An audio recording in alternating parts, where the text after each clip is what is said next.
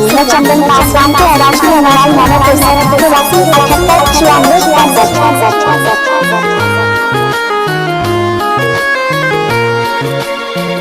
हमारा से ऐसन व्यवहार करेलू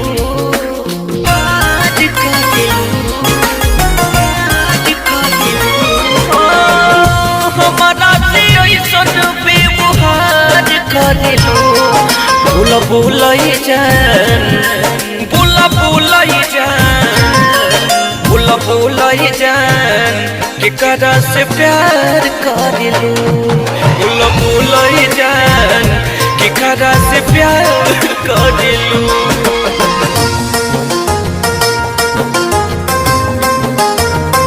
केकरा से प्यार करेलू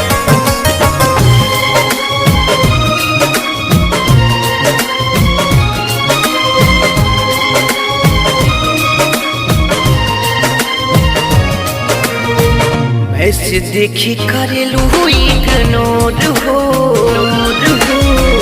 चाहतारू होटल हमसे दूर हो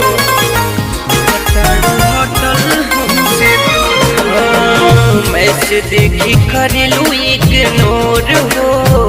चाहतारू होटल हमसे दूर हो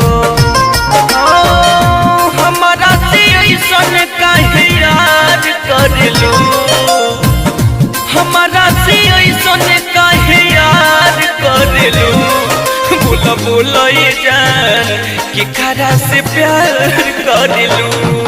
बोला बोला जान केकरा से प्यार करेलू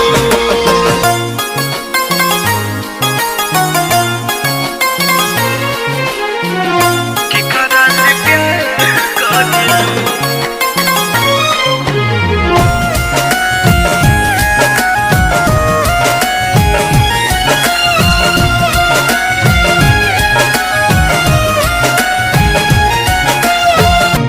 सर के हुबाटे तुहार नीति रहतारू कहरे पापी जी दोसर के हुबाटे तुहार नीति ओकरे पर रहतारू बीजी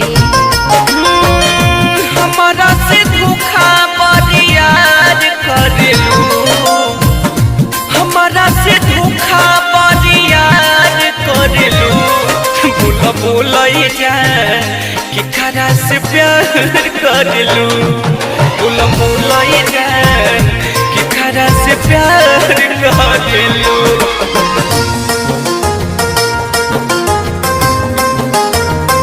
केकरा से प्यार करेलू